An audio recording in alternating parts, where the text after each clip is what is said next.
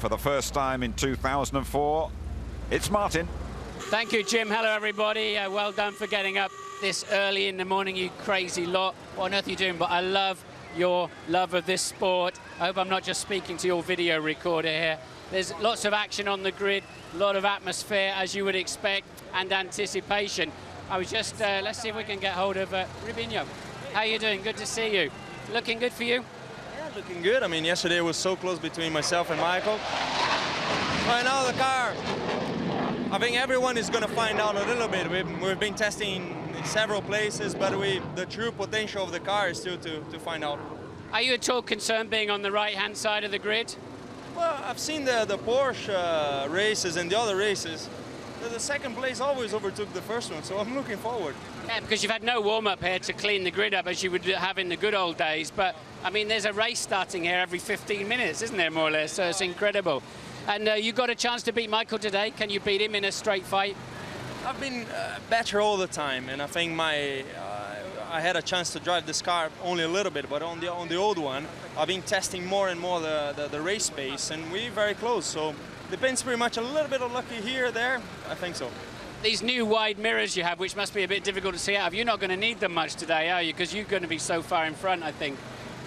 In some areas they are more difficult if you're going up and down, but you know, they're more to the outside so you can see, but I hope I'm not using them. Yeah, there's not going to be anybody in them. Good luck. Good to see you. I saw Valentino Rossi cruising around here somewhere. I really would like a quick word with him, but let's just go down to see if we find. He's got to be an interesting guy to talk to. JPM doesn't normally like talking, but Juan Pablo, a quick word. British TV, top man. What do you think? P3 on the grid, got a chance to stay with these Red Boys? Well, we'll have to wait and see. You know, in the start, you know, for a long time I haven't been in the clean side. Now with the new start, it'll be interesting to see what everybody does. You know, if we can make it work, we might be able to get a good jump at least on one of the red cars and see what happens from there. You know, it's really a pretty interesting race.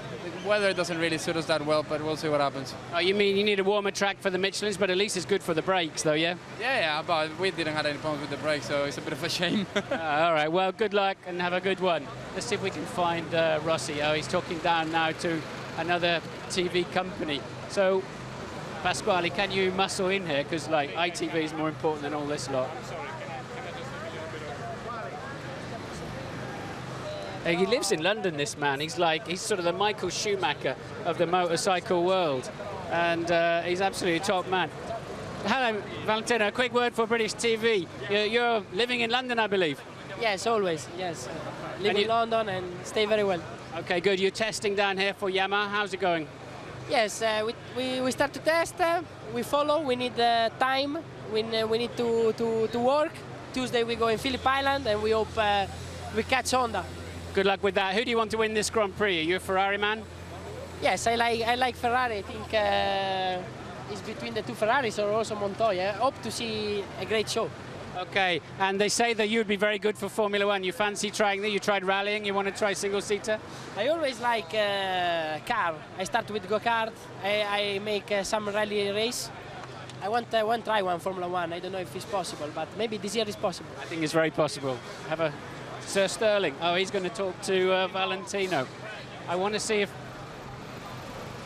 Mark Webber, local hero, and see if we can get a quick word with Mark before he gets in the car. Oh, you look really stressed out, mate, and sort of worried to death. Chilled as normal. What do you think is going to happen? Well, I think we're in for a great Grand Prix. I think there's going to be a few retirements. Start will be interesting, obviously, with this new drivers have got to do the work, so that'll be interesting. Hope we can get away well. But we're in for a good Grand Prix. It's a good mix up here. I think the top six could be interesting at the end. What's actually the chances of getting away with a good start? Is it 9 out of 10, 7 out of 10, or 10 out of 10? I'd probably say 7. Oh, really? So you think a good number of the cars on the grid will be pretty sluggish? But you can't stall them anymore, can you? But you can bog them down a bit. Yeah, I just think that there's a good start and there's an average start. They're very easy to get off the line average, but you want to get away well, that's the hard part. So I just hope there's a few boys make some mistakes here and we can have a look through. Yeah, all right, good. What's the realistic target for you today? Well, just strong finish, clean pit stops, no mistakes from my side. Try and get in the top 6. All right, good luck. Good to see you. I heard Bernie de Bolt is wandering around here somewhere. We're not sure where, and he's not the easiest man to see. in all of this lot. I wanted maybe to have a quick word with David Richards as well of BAR. Let's head back up here because I know we've spoken to David, and maybe we'll just try Alonso. We've been lucky with drivers today. Fernando. No, he's going to get in the car. He's not ready to talk. He's not ready to talk to us today. I think it's a good time to go back to Jim. Thanks very much indeed, Martin. Of course, we heard from Fernando Alonso just a couple of minutes ago anyway, didn't we? Some terrific little grid walk from Martin there. Now, Tony, it's quite interesting going on there down on the grid. A lot of talk that we said about the start. Who would you expect really to get away well? It used to be the Renaults, of course, didn't it? But that launch control has been taken away from them now. Well, I would expect Juan Pablo to get away quite well. I would expect the Ferraris to get away well. Clearly, the people on the inside, on the dirty side, like Jenson Button, are going to have a little bit of a problem with traction because they weren't able to run over that period. There isn't a warm-up session in the morning. But I think everyone is going to be quite tentative, quite worried about this because, you know, it's not done for them, it's down to the driver. Yeah. And the person who's messed them up in the past is Michael Schumacher, particularly in his championship year in Japan when he failed. Do you feel it's all really playing into Michael Schumacher and Ferrari's hands here? Because Michelin would have hoped for it to be much hotter. It's dropped several degrees from yesterday, and the Bridgestone's working so well in these sort of conditions. Ferrari do have a stranglehold here, and this car, although it was so conservative and everyone looked at it and said, well, it looks like all the other Ferraris, it's great underneath the skin, and I expect it to be very, very strong indeed.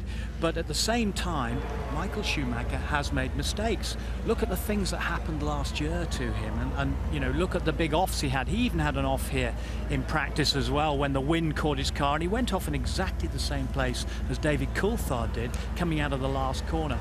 And you know, he could still make one of those mistakes. You never know. He's got to get away as cleanly as possible. And looking at Mark Webber there, it never ceases to amaze me how calm the fellow is. He's got the whole of the nation watching him. First Grand Prix of the season, home Grand Prix, and absolutely ice cool. But now the difference is, once he's in that cockpit, which he is now, he says, I could be anywhere. I could be in Italy, I could be in France. He'll be focusing just on the race ahead. He'll be trying not to look at the grid girls, concentrating you can have a glance if he wants, can't he? Well, you know, he understands there's a huge pressure on his shoulders. Now you're looking at that weird nose, the old walrus nose there on the new Williams. And it's revolutionary car. Antonio Terzi, the aerodynamicist who came up with that. You see the difference there on the front of the Ferrari, a very traditional nose, the long nose there with the wing underneath it. It's much shorter on the Williams, and that's designed to get the airflow much cleaner through underneath the car. And of course, Ross Brawn, the technical director, overseeing operations as usual, the big general. Absolutely. Well, your winter Formula One famine is nearly over. Michael Schumacher up the front there. But the pole sitter, I have to tell you, rarely wins here. Just 3 have come through in the last 9 years. Jenson Button, well, he has grown up since his Melbourne debut as a teenager. And I just wonder, 67 races on, if Button can get on that podium. You've got to factor in Alonso, you've got to factor in Montoya and that revolutionary Williams, plus the Australian Mark Webber in the Jaguar. Those are the fascinating ingredients for the Foster's Australian Grand Prix.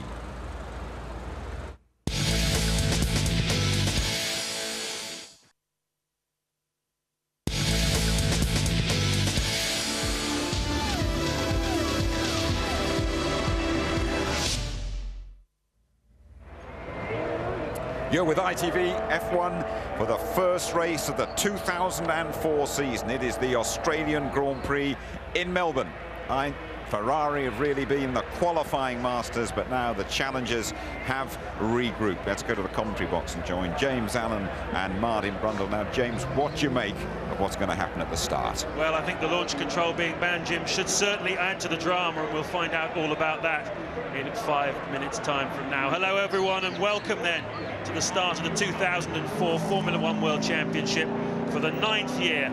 The season kicking off in Melbourne, Australia. There it is, the wonderful skyline and the beautiful Albert Park circuit, sandwiched between the city and the ocean.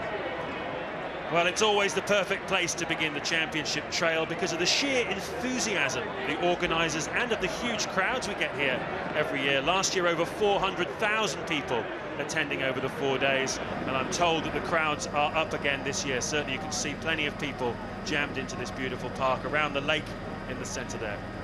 5 months then have elapsed since last we met at Suzuka, where we saw Michael Schumacher crowned world champion for the 6th time.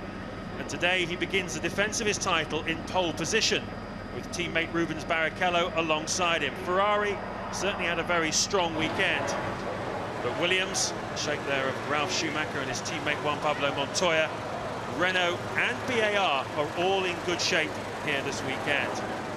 Montoya bound to take the fight to Ferrari today from 3rd on the grid. And watch out also for Fernando Alonso starting 5th in the Renault. That car, Martin, has been extremely fast during the winter testing, particularly over the longer runs, and they're very pleased with the way that they preserve the tyres. And I think strategically Alonso may well be running a little bit more fuel today to try and capitalise on that in the early part of the running. Yes, ironically, if you have a car that is good over a longer run, it's not often that good for a one lap. In other words, it doesn't work its tyres that hard, and sometimes if you want grip immediately into a single flying lap, the car wants to be working in turn 1, 2 and 3. If you've got a car that's very kind to its tyres, when you get 14 or 15 laps into a run, it's still keeping those rear tyres intact, and that's what we're expecting from the Renault team. A car that, as the Grand Prix unfolds, remains very strong. I have to say, we'll all be surprised now if the Ferrari doesn't sort of waltz off and have its own race at the front. Let's hope we're wrong about that. But it should be an almighty scrap for 3rd place. But as Ruben said, reliability comes into it. I stood talking to Ross Brawn on the grid just before I did the grid walk, and he said, I'm just trying to work out what might go wrong. Everything is going so right for Ferrari. Well, yes, but I remember last year here, they were on pole by over a second, and everyone thought, oh, here we go, 2002 all over again. But they didn't win the race here last year, and they went on to have a very, very tightly fought championship. This year, Schumacher only on pole by half a second over Juan Pablo Montoya, so it's quite a lot of difference between the 2 years. That's an important point, but also last year we had the wonderful situation of rain, didn't we, which is always throws a few double six during the Grand Prix to unsettle it. But yes, you're absolutely right. Let's wait and see how it does unfold.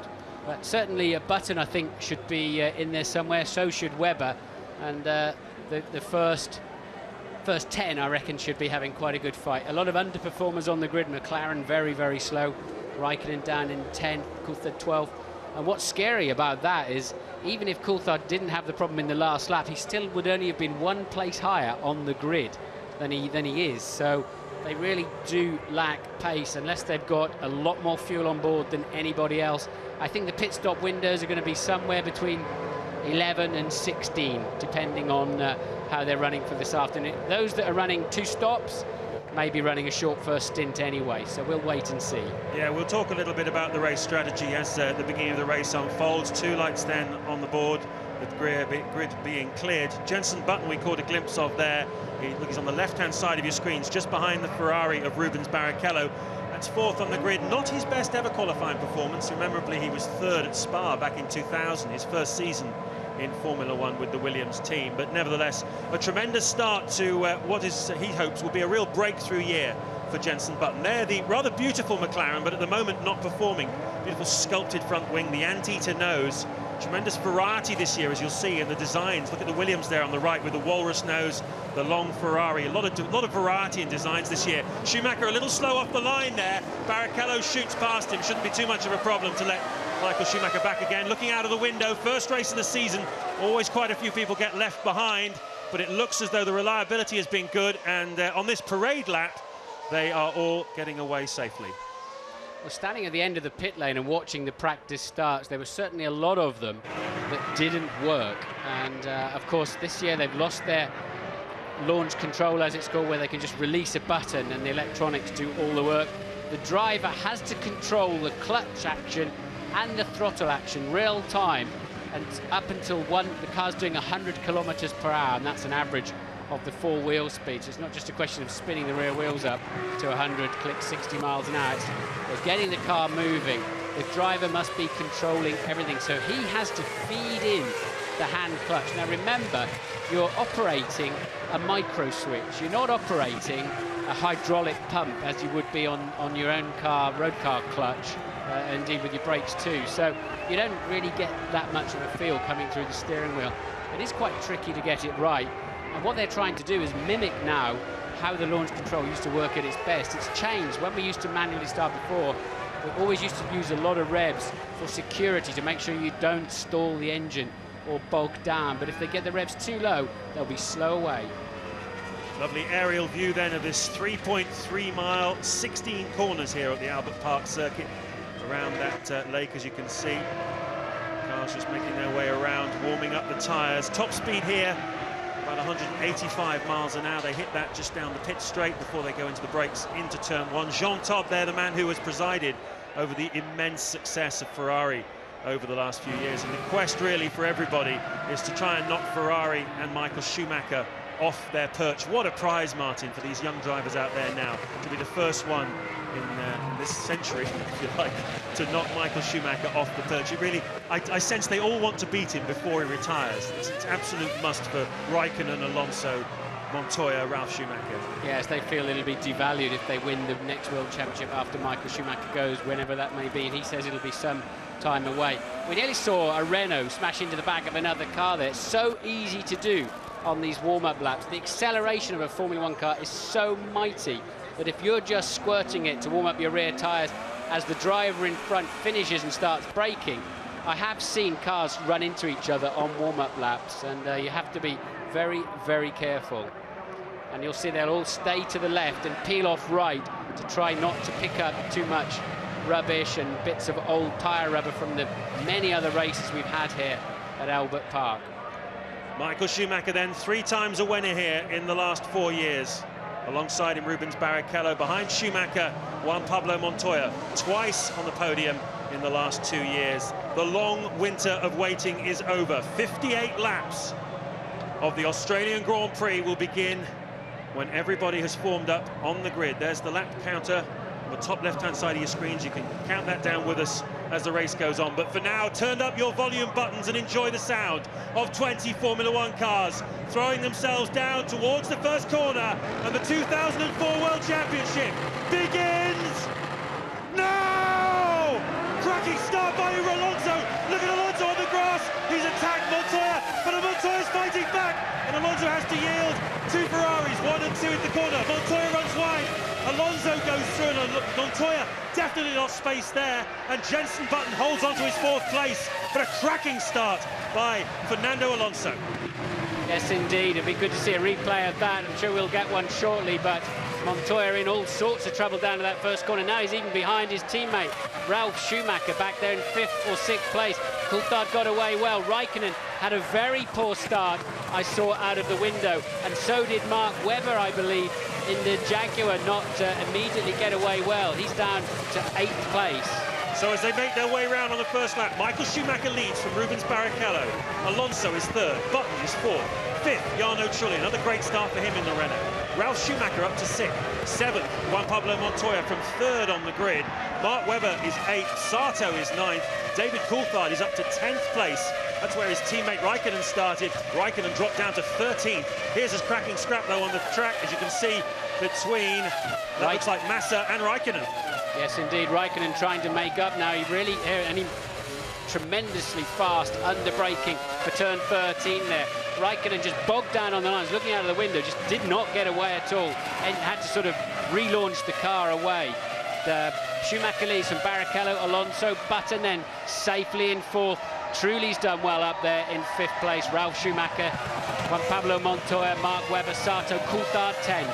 Yeah, it's not the start at all that Juan Pablo Montoya had in mind. He was talking to you on the grid. Could he live with the red cars? We were asking him, but certainly making life very difficult for himself here in the first Grand Prix by dropping from 3rd down to 7th. And worse news for him, he's got his teammate Ralf Schumacher alongside him. There they are, and Montoya has got past him.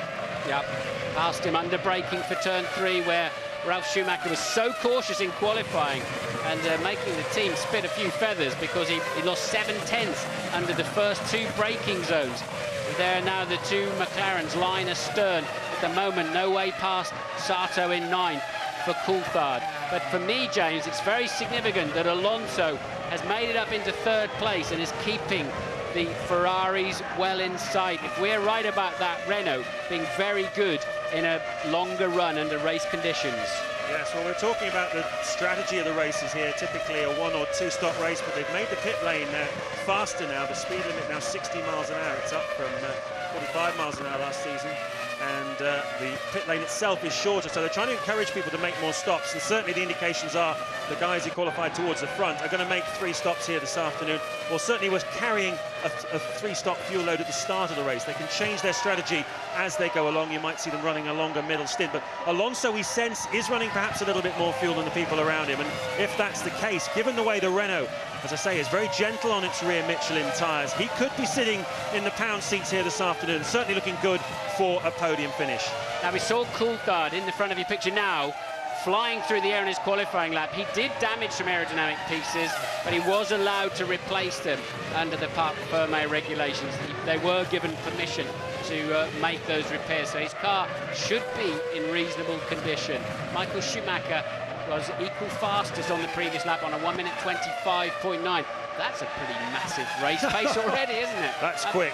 Unbelievable. They pulled 4 tenths away from Alonso. Indeed they have. Schumacher leading Barrichello by 1.1 seconds. Alonso a further 1.3 behind Barrichello. Jenson Button keeping Alonso in sight. He's just under 2 seconds behind the Renault, with Jarno Trulli a second behind him as we look down at Juan Pablo Montoya, having a look at the back of Jarno Trulli. So the new graphics this year then on your screen, a different format and more information. Quite clearly that's the gap you can see at the bottom of the screen between Montoya, who's just passed Ralf Schumacher. Montoya 6th, Ralf Schumacher 7th. Looking down the times, interestingly, Montoya in the 26s, as was Alonso, who's up in 3rd. Michael Schumacher's just done a 24.9, a 1 minute 24.9. That is some 2.4 seconds faster than last year's pole on the 3rd lap of the Grand Prix. The Ferraris are absolutely flying. Here's a replay of the start. You can see the green Jaguar of Webber 3 back on the left, very slow away, and still those Renaults quick off the line. Whatever they learned under traction and launch control regulations, they've certainly put it into play as well for the driver control system. Both Renaults flying, and it looks as if Montoya got too much wheel spin, and look at that. Trulli and Alonso already all over him, and now he goes in too deep, locks the wheel onto the grass and loses out badly. There's another angle, and there is Montoya just locking that unloaded inside right front, and you lose so much deceleration. Your front tyre's doing most of the braking. You've got about 58% of your braking energy through the front, and you just cannot slow down. Let's see if we can find out a little bit more as we look here at Raikkonen slicing past the Sauber. We saw that as it happened earlier on. Let's see if we can find out a bit more from Ted about Montoya's start. Been into Williams, James. Not only was there too much wheel spin, but he also felt the Ferraris took them around the parade lap too slowly. He didn't get enough heat into his tyres. They didn't bite, and that's how he lost out. I think as they start to warm up now, his pace should increase. Yes, he's going okay. He's in relatively clear air. He's doing 26.8, but the Ferraris are doing 24.5 now for Michael Schumacher. 24.5, incredible pace. Well, I remind you that the 2 Ferraris out front are running on the Bridgestone tyre, and certainly they came in for a lot of criticism last year, the big Japanese tyre manufacturer, about their performance. Certainly through the summer, where Schumacher, you will recall, was lapped in the Hungarian Grand Prix, a massive indignity for him on his way to a 6th world title, but they've certainly put a lot of work in over the winter, and full credit to Bridgestone. They play a lot of the responsibility for the performance of Ferrari here this weekend. You can see them starting to put some space between themselves, and Alonso now is down to Bridgestone. Alonso, the first of the runners on the Michelin tyres. Button, Trulli, Montoya, Ralf Schumacher, Webber behind, all on the Michelin tyres as well. It'll be interesting to see how the 2 different tyres perform over the early stages of this Grand Prix. This is lap 5. I think where Ferrari have surprised everybody, apparently Bridgestone had 2 programs running, one for the construction of the tyre and the other for the compound of the rubber that goes on it, and they brought them together, the best of each together at the last minute, and they were flying in the Imola test that they had just before they came down here. And this is just about 3 seconds a lap faster than last year's Grand Prix, and that is some kind of progress. I know we had inclement weather, but that is amazing. We're on board here with Giancarlo Fisichella. Ahead of us is Nick Heidfeld, who left the Sauber team at the end of last season and joined Jordan for this year. He is now in front of his old team. This is the battle for 14th place on the grid. There is another Sauber in front of them, and that's Felipe Massa, who is currently 12th. Nice onboard shot then from Fisichella's car, hoping for a lot from his move to the Sauber team, but so far Sauber not really got that car working well. Yes, Fisichella, of course, moving out of the Jordan, and he would not expect to be following it in the Grand Prix. You can see the T-cameras, the T-bars, the camera on the top of their airbox there, both with day glow on them. The first numbered runner in each team has to have this identification on the top of the car, so it's easier for us to spot the drivers this year. And it seems as if he's quite a bit faster, but at the moment Fisichella then tucked right up behind Heidfeld. So where are the passing places on this Albert Park circuit then, Martin? Quite difficult, because although they're long straights, the braking areas are so small, it's difficult to get there. Heidfeld, they're just touching the grass, but if you get a run on anybody, you should be able to sneak up the inside of them under braking and force your way through. But you've got to work at it, get yourself in position as you enter the straight. That's not always easy to do, as you lose the aerodynamic effect from the turbulence given off by the car in front.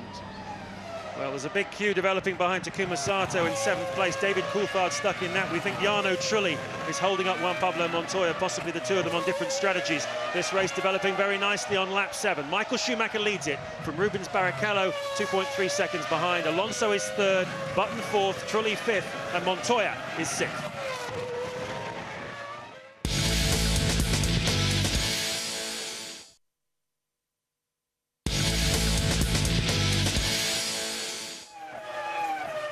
Lap 8 of the Australian Grand Prix at Albert Park in Melbourne. Michael Schumacher leading Rubens Barrichello by just over 2 seconds. Nothing has changed. Fernando Alonso is still 3rd, keeping in touch with them.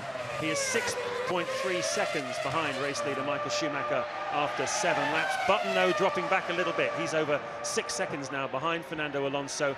His pace just under a second a lap slower than that of the Renault of Alonso, who in turn is about 0.8 of a second a lap slower than the Ferraris at the moment. Barrichello just put in a new lap record of 1:24.4. Michael Schumacher is in the middle of responding to that. The gap is 2.2 seconds. Ruben was just beginning to ease it back.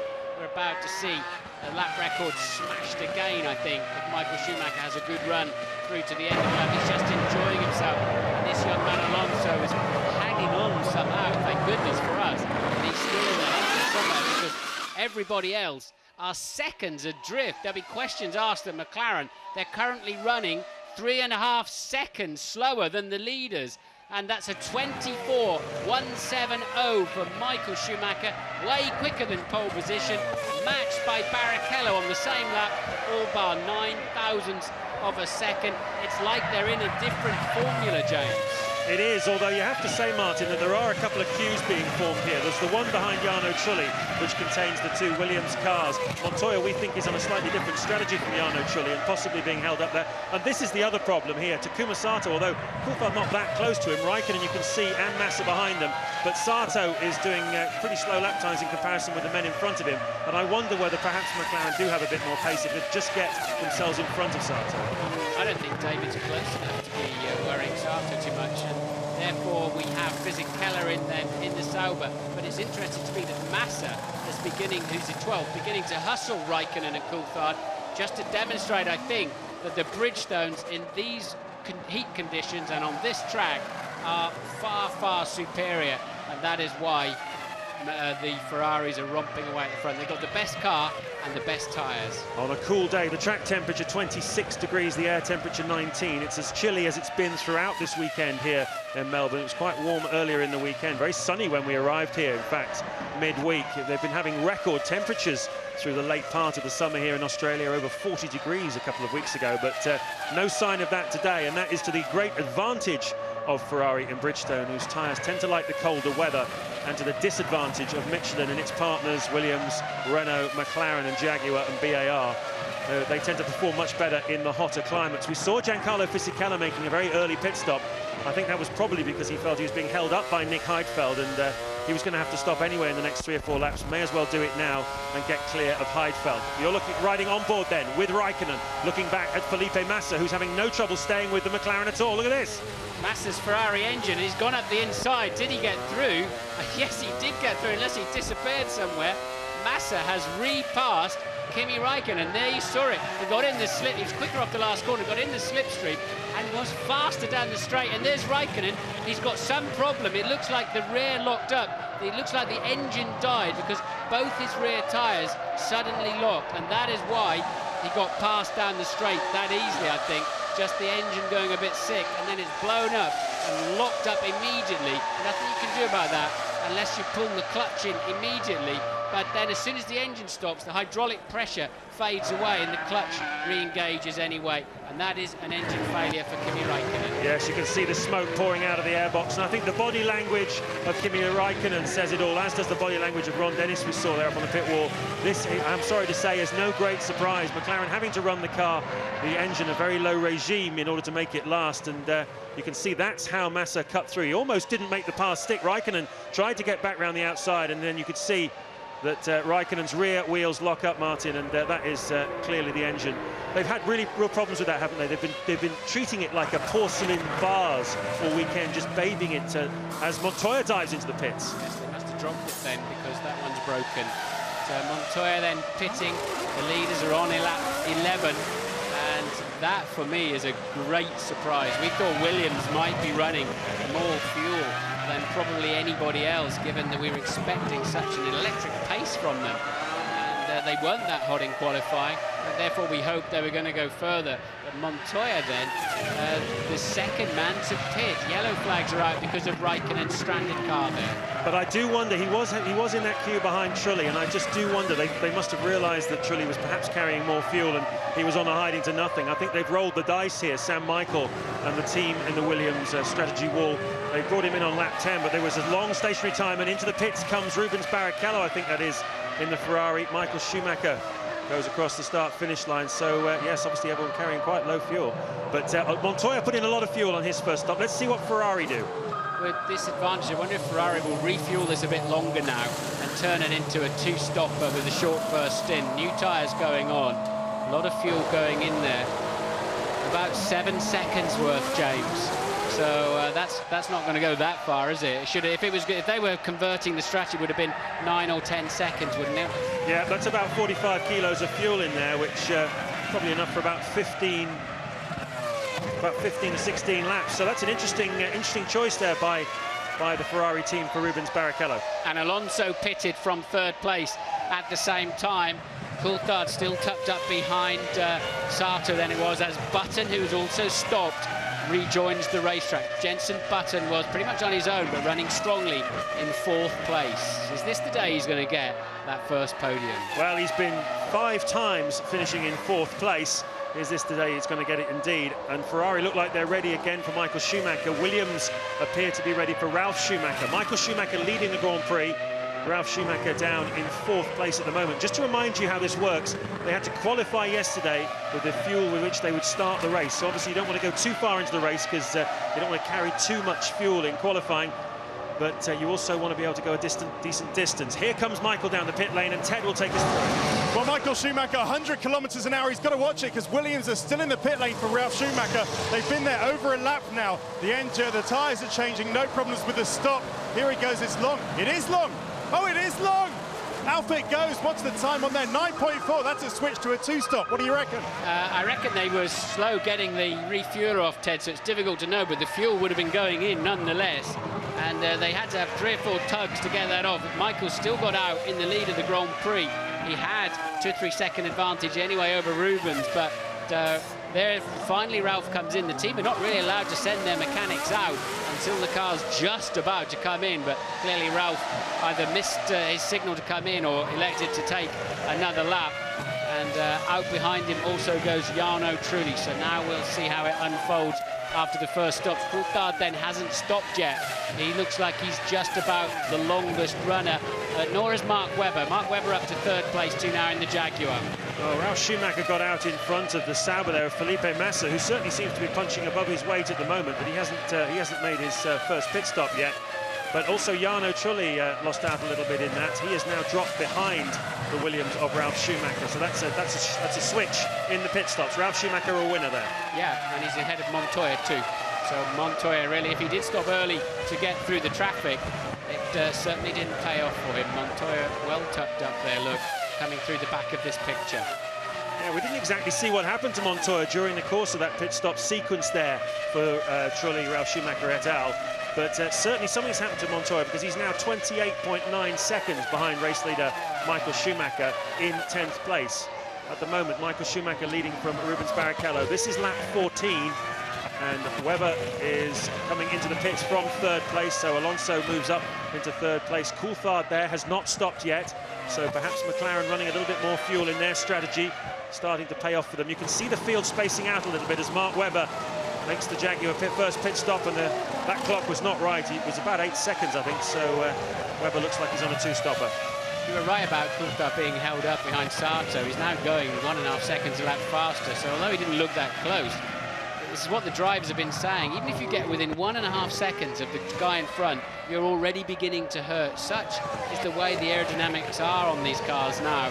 They're so efficient, but they seem to be so easily destabilized by the turbulent air from another car. Maybe they've got to do more work in wind tunnels with one car following the other to do something about this.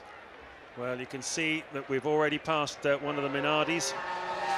Already been lapped. Jean Baumgartner and Gian-Maria Bruni there, falling into the clutches of the 2 Ferraris, and this is only lap 14 of the 58-lap Grand Prix. I think part of the problem for Montoya is that his refueling was slow, and whether or not he took on 10 seconds worth of fuel. There's you can see Massa running wide.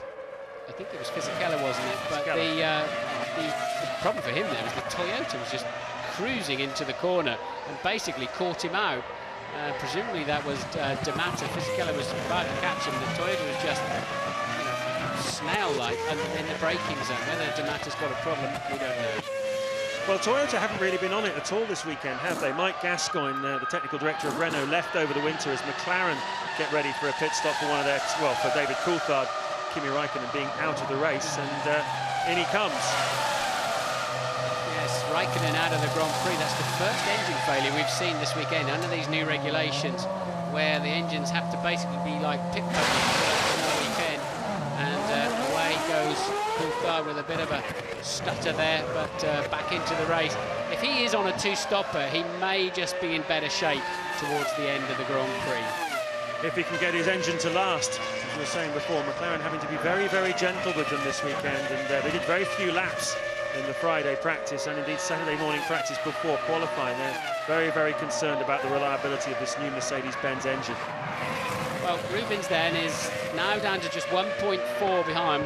We think Michael is carrying a bit more fuel. Whether that was intentional or not, I don't think it necessarily was. When they're trying to pull that thing off and it won't come off, it just always seems it's heavy and it's tight. It's something you can barely lift by yourself, those refueling rigs. And so Michael is weighed down. Remember, there's 13 litres per second pouring into the car, and maybe this is the moment when Rubens can make a bit of ground back up on the world champion. We're on board then with Sato, and he is down now in 11th place. And in front of him, the Jaguar of Christian Klien, our first sighting of the rookie driver, teammate to Mark Webber. Just 20 years old, the Austrian. He's been thrown into Formula One this year as partner to Webber. That's a pretty tall order for anybody, but he looks like quite a promising racing driver, Klien. As I say, he's only 20 years old, but a good Formula 3 career last year, and he has had a very solid performance so far here at Albert Park this weekend. His qualifying yesterday was ruined by a hydraulic problem on the car. He wasn't able to set a lap in the second qualifying session, but I've been impressed with him throughout the practice sessions and the first qualifying, and he looks quite a promising driver. David Richards there, team boss of the BAR team. Their man Jenson Button still holding on to 4th place behind Fernando Alonso 3rd, and then the 2 Ferraris in front of them. Little puff of smoke there out of the back of Ralf Schumacher's Williams as he closes up on the back of Jenson Button to develop a battle for 4th place, and we've got a Minardi going slowly. Yes, Klien's not stopped in the Jaguar yet. 2 drivers yet to pit then. Klien in 10th and Pantano in 13th place for Jordan. But is Ralf Schumacher now beginning to relentlessly pursue Jenson Button, the Williams, much faster under braking. So BAR's not. We did hear that they struggle a bit on the longer runs, which I think is what's given Jenson a car that delivers quickly on a single flying lap. But right now, the Williams looks the faster package there as they begin to fight over 4th place. Well, you can see now on board with Ralf Schumacher, that's Jenson Button up in front. Martin, it's extraordinary really the progress that BAR have made over the winter. Jeffrey Willis, who was formerly head of aerodynamics for the Williams team before he switched over to BAR to become technical director, he reckons they found 2 seconds over the winter between the chassis, the engine and the tyres, and that's a tremendous amount to find over one winter, isn't it? Yeah, I think that's everything. I was surprised just how high their engine is revving now when we saw it through qualifying with the new graphics that we have. And they've got their carbon gearbox on and all sorts of nice bits and pieces on the car. Button is pumped up and driving very, very well. But for some reason, in this stage of the Grand Prix, he's fading away from the pace. And I have to say, the Ferraris have backed off as well up front, haven't they? They're 9 seconds clear of Alonso, but they've stopped pumping in those stellar lap times. Yeah, well, if you can call 1 minute 25.7 slow, that's certainly a pretty heavy pace for anybody else. Sato getting very crossed up there and going out onto the grass, going a little bit perhaps too deep on the brakes into turn 1. Sato in 10th place behind the McLaren of David Coulthard. This lap 18 then, Michael Schumacher leading Rubens Barrichello by just under 2 seconds. Alonso 3rd, Button 4th, Ralf Schumacher 5th, and 6th, Jarno Trulli.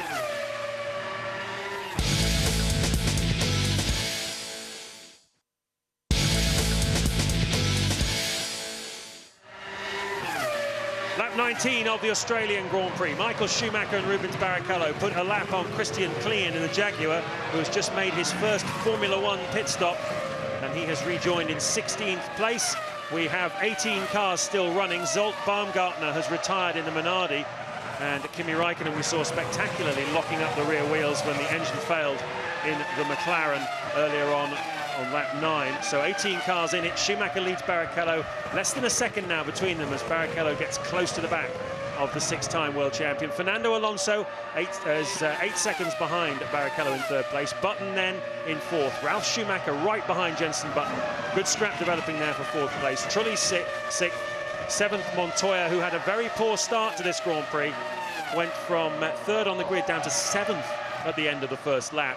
And Mark Webber is still going strong in the Jaguar in the last of the points-paying positions in 8th place. And you can see now that there is the Williams of Juan Pablo Montoya trying, as he has for most of this Grand Prix really, to get past Jarno Trulli. Yes, there's something curious. I think drivers are finding their cars are either hooked up completely or nowhere. We've got Alonso doing 1 minute 25.7, and then his teammate Trulli. Whoa, Martin, sorry. That was spectacular spin. Yeah. And then we've got Trulli in the 1 minute 27's best part of a second and a half per lap slower. Jenson Button struggling for pace too, although he's hanging on to 4th place just, as you can see there.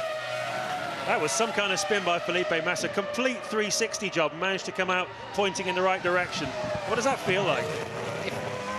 As long as you don't point in the wrong direction or hit something very hard, it feels not too bad actually, but if it surprises you, you begin to be very cautious then. If you're not absolutely clear why it happened, and sometimes you can be a little surprised, you don't see oil on the track or whatever, then you begin to think, well, what's going wrong here? But Massa reminds me a bit of Sato. They're both incredibly fast, but just always looking slightly out of control. And we've seen both of them then have moments in this Grand Prix so far. Well, Ralf Schumacher is all over the back of Jenson Button at the moment in the battle for 4th place, and we're noting also that both the Renaults in clear air, and Trulli's strategy, I wonder, it might well be different from Alonso. He's running 1.4 seconds a lap slower than his teammate, and that would indicate they're doing different things, and that's really bad news for Juan Pablo Montoya if that's the case. Lovely onboard shot here as the BMW engine revs to almost 19,000 RPM around this track. Huge amount of stress going through these engines. It really is remarkable that they can expect them to last a whole Grand Prix weekend. Something in the region of 500 miles at this kind of performance level. Ted has news for us. Down at BAR, James, you're talking about Takuma Sato. They think he's lost or damaged rather, his front nose, his front wing, because he's lost front downforce. He's complaining about that on the radio. They can't just bring him in and change it now, but look out for him in his next stop. They may well change the nose then. He's still on pace, though. He's still quicker than Coulthard, who's in front of him, and quicker than Webber, too. Webber 8th, Coulthard 9th, Sato 10th. So the BAR still got good pace, even if he has damaged it. Toyota has had a bit of a disastrous weekend. You've got Damata down in 13th. Panis, who started near the back of the grid, still running in 17th. Both of them with very little pace indeed. Yeah, that new car of a Toyota is described as being fairly ordinary. It's a step forward from last year, according to technical director Mike Gascoigne, but he's got a lot of development planned for that car throughout the season.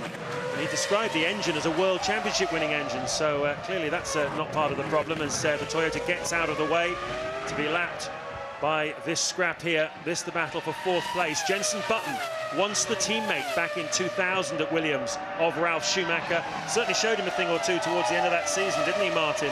And made people ask some questions about Ralf Schumacher and ask even more questions about Jenson Button and what he might achieve. Now, with the BAR team holding off Ralf Schumacher, and there you can see Jarno Trulli trying to hold off Juan Montoya, who's going to make a move on him, getting pretty frustrated, I would imagine, the Colombian now. He really wants to get past this Renault. Yeah, it's not enough of a braking zone there. You've got to be alongside before you can make it stick there. But, it's Montoya really getting frustrated, you can see, and this race has not unfolded anything like he expected before he stepped on the plane to Australia, and even sitting on the grid in 3rd place. But, so Michael Schumacher leads by 1.8 seconds now, further 9 seconds behind them, just hanging on to Alonso. And then we've got Button, 32 seconds off the lead now, closely followed by Ralf Schumacher. And the fight between Trulli and Montoya is another 5 seconds adrift. Webber's not flying in 8th, nor is Coulthard in 9th. So there's a lot of disappointing performances out there today in terms of actual pace, no doubt about it. Yeah, we heard Ron Dennis telling us before the race that he was driving, his team was going to be driving for points today. I think they realised that they lacked speed, the McLarens. They needed to just play a percentage game as the Renault of Trulli and the Williams of Montoya put another lap on that Toyota. But a number of people here will be looking to get some points in the bag just to get off the mark, because Ferrari do seem to be very strong here. But it's an 18-race World Championship. We go through places where the track temperature is going to be through the roof. All kinds of situations are going to unfold, no doubt.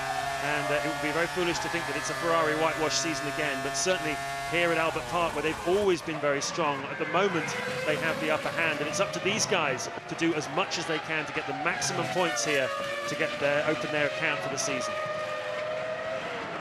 It is indeed Trulli Montoya, then 7/10 of a second it says on the caption, but you can see it for yourself. And there then the length of the pit straight just about behind the other scrap of Button and Ralf Schumacher. It's a long pit straight here, mind you. Williams looks very stiffly sprung, even though yesterday I said it was very good across the curves, which it does appear to be.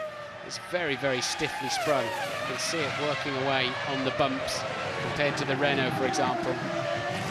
It's interesting, a moment ago we had a graphics looking at the top speeds, 323 kilometers an hour, which is just under 200 miles an hour, isn't it? So I know the drivers can adjust the engine mix from the cockpit. Then obviously they turn it down for the early part of the weekend where they don't want to overstress the engine. They can turn it up, and Patrick Head was saying that they actually have an adjustment in the cockpit. They can actually turn it up if they want some peak revs just to make an overtaking move. It's almost like a go faster switch in the cockpit. Yeah, I can imagine they'll give the driver some over-rev capacity, but I doubt they'd let a simple racing driver mess around with the fuel mixture on these things, not when they're running at 19,000 RPM.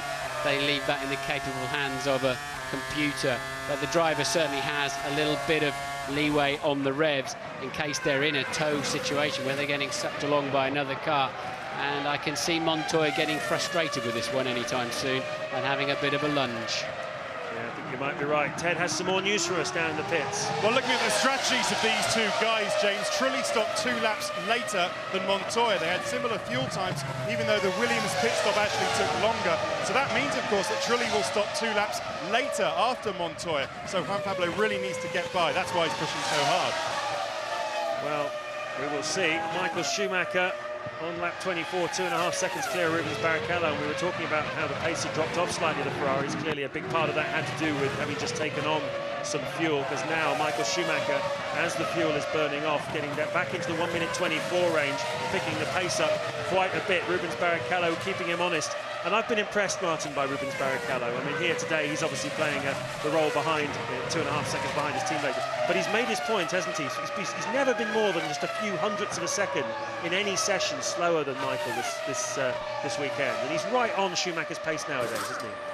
Yeah, but it's not enough, is it, really? He's got to be ahead of it somehow, because Michael always seems to just make those little extra moments in the traffic, off the start, in qualifying, gets it on pole, on the clean side of the grid. All those tiny little things make the difference. And look at this then. Finally, we're cut away just as I think Montoya was going to get the job done, and indeed he has. Trulli tries to fight back, but he's showboating because Montoya has the position.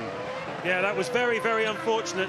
Just as Montoya made the move, directed cut to the pits. Nevertheless, he's made the pass stick, and Montoya finally, look at it, out of the final corner. It's almost as if he hits the go faster button and says, get out of my way, I am coming through. He is lengths ahead now of Trulli as he goes down into turn 1, finally free of that Renault. Now we'll see how fast Montoya is. And Louise has Kimi Räikkönen down in the pits. Kimi, I know you've had a chance to have a good look at the telemetry with the engineers. Has it given you any indication of exactly what the problem was?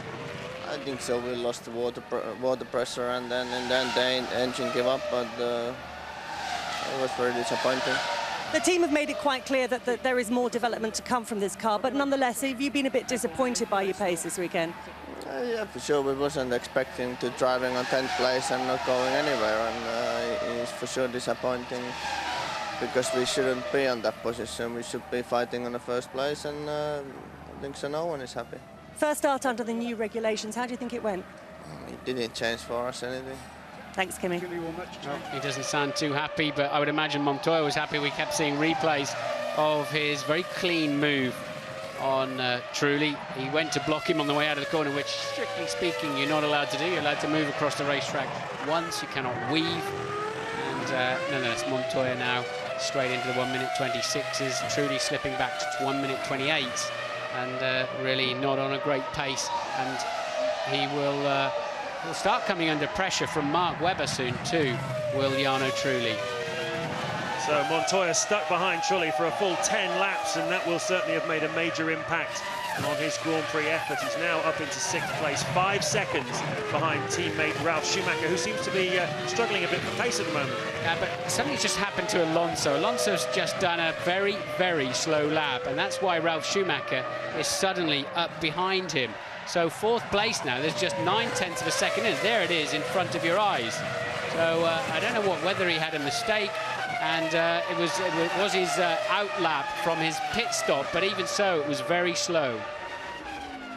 Here we can see that moment of Sato again, up onto the grass, down into his 10th place, as he's been for most of the Grand Prix. Takuma Sato having an eventful afternoon on his return to Grand Prix racing. He raced, of course, in 2002 with the Jordan team before sitting out last season as the BAR test driver. Got the one opportunity to race at Suzuka, the final Grand Prix of the season, where he scored some points. That gave him a lot of confidence going into this Grand Prix, but he's been a little bit ragged this afternoon. Teammate Button, though, is dropping Ralf Schumacher, and as a result of Alonso's 2nd pit stop, has gone up into 3rd place. So Schumacher, Barrichello, the top 2, 40 seconds now clear, if you please, of this man Jenson Button, who dives into the pits, which will hand 3rd place back to Fernando Alonso. Also diving into the pits is Juan Pablo Montoya from 6th place. So poor guy's going to be behind Trulli again, I think, when he comes out, which is not his idea of a happy day. A little bit of a problem getting the fuel hose off Button's car.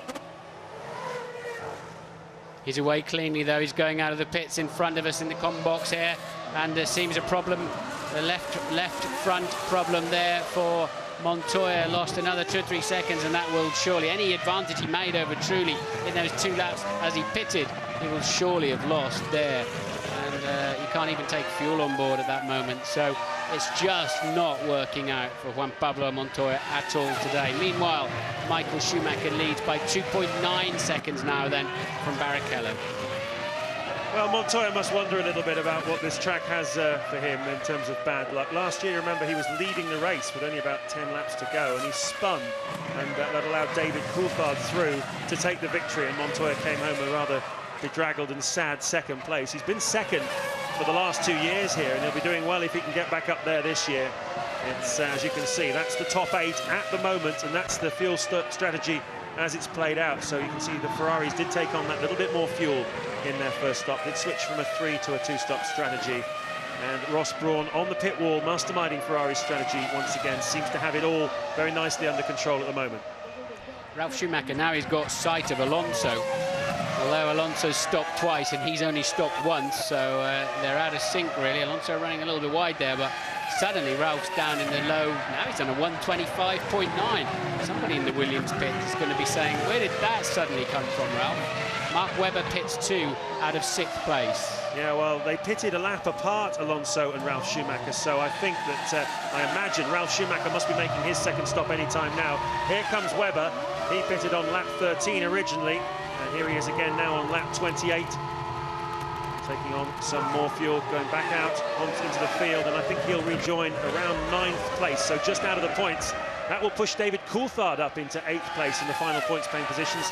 So let me give you the order on lap 29. Michael Schumacher, Rubens Barrichello, Fernando Alonso, the front 3. Ralf Schumacher 4th, Trulli 5th. Buttons down to 6th now after his second stop. Montoya 7th, Coulthard 8th. That's the points-paying positions. Takuma Sato has just made a pit stop as well. Webber cleanly out of the pits then, as is Sato, and underway once more. Ralf Schumacher pits then, as expected, so the second stop of the afternoon for Ralf Schumacher. Clearly they've gone to and remain on a 3-stopper. I don't know what McLaren are doing with Coulthard, but it seems as if probably Coulthard, Webber and Klein are the only solid 2-stoppers of the afternoon. Approaching half distance then in this Australian Grand Prix. Ralf Schumacher, everything neat and tight. A little bit of a jump there off the clutch, but he rejoins the fray. Had a bit of a ragged afternoon here last year and picked up only a couple of points, or 1 point in fact, but today running in 4th place before he made that pit stop. Interesting to see where he comes out relative to Jenson Button, because those two are having a really good scrap before the second round of pit stops. Into the pits comes Barrichello. I wonder how fast these Ferraris could go if somebody was chasing them. Michael's just set another new lap record on a 124.1, just responding to Rubens. Pushed him again, got the gap down to around 2, so Michael just said, okay, I'll just go a little bit faster and spoil that run. That's a lovely stop for Ferrari. That even's working better than anybody else for them today. And away he goes then. As soon as he crosses that white line on the way out of the pits, he's away. He must not cross the right line that runs down the middle of the racetrack, as you know, until he's past the end of it and joined the racing line. And a lovely clear track in front of him and behind him. When it's working well, everything falls into place. It really does, doesn't it? Well, you were talking there about Michael Schumacher responding because Rubens Barrichello was pressuring him, but Rubens is now re-signed for another couple of years at Ferrari. Michael's already won 6 World Championships. How? What do you think the balance of play is within that team? Are they allowed to race each other now, do you think? Yes, I think that they are. I'd like to think that, that he's got every chance of racing, but you just know that if there's 5 good engines, the very best one, Michael will get it. He will always get the best that's in the team, even if it's only 2 horsepower more, it'll go his way, and all the best pieces inevitably head in Michael's direction, I would have thought. He is the team leader, he is the world champion, and he's earned that right in many respects. And Rubens has signed up for another few years of it. Well, we'll see. Down the pit lane comes Michael Schumacher on lap 30. I wouldn't be a front jack man for all the tea in China. Coming in 100 kilometres, that's 62 miles an hour. Don't stand on the road and wave somebody down who's doing 62 miles an hour. And anyway, that's what they do for a living, and they're good men. And there you can see the margin as Schumacher emerges in front of Rubens Barrichello. About half the length of the pit straight here at Albert Park between the two. And it was 2.3 seconds before that round of pit stops for Ferrari. We'll see what it is when we rejoin. But that lap of Michael Schumacher's, that 124.1, almost indecently fast around this racetrack. He is back out in front. Alonso still 3rd, but now half a minute behind the 2 Ferraris. Ralf Schumacher is 4th, Jenson Button 5th, Juan Montoya 6th, Jarno Trulli 7th, and David Coulthard holding on to, clinging to a point in 8th place. Massa's having a good day this afternoon, isn't he, Martin? We've seen him quite a few times punching above his weight, and he's currently in 9th place and ahead of Mark Webber, but Webber has just made a second pit stop, which Massa has not done yet. Yes, he is. He's outperforming Fisichella by miles. Fisichella tucked down in 14th place, lapping around the same speed as the Jordans, whereas Massa's up there hustling Coulthard. So not exactly right behind him, but matching him on lap time. On board then with David Coulthard, heading down to what I think is the infamous turn 3. Indeed it is. And let's see if we can get a feel for why this McLaren is not delivering any kind of race pace. Nowhere near flat through turn 5.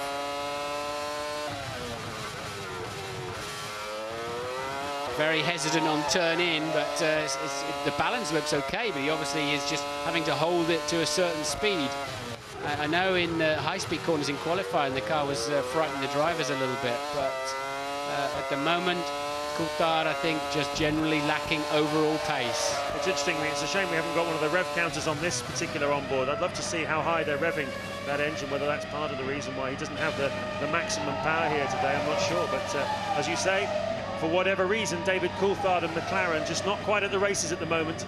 67.5 seconds behind the Ferraris after 32 laps. Michael Schumacher then still leading Rubens Barrichello. Alonso 29 seconds behind.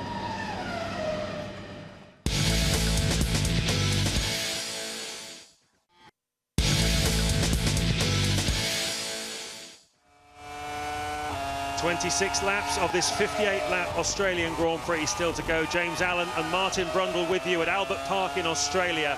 We're riding on board with Rubens Barrichello, and we are 6 seconds behind the world champion Michael Schumacher. After that second round of pit stops, Barrichello lost out quite badly there to Michael Schumacher, who now has quite a comfortable margin over his teammate at the front.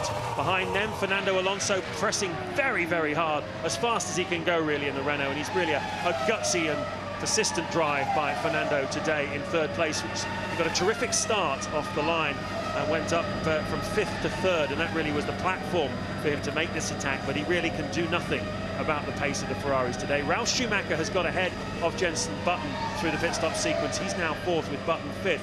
But hear this, Montoya closing right in on Jenson Button. Took almost, there he is, Montoya. Took almost a second out of Button on the lap before last, and another half second on the last lap. Just over 3 seconds then behind Button. You can see it for yourselves now, and this is the principal interest of the Grand Prix at the moment.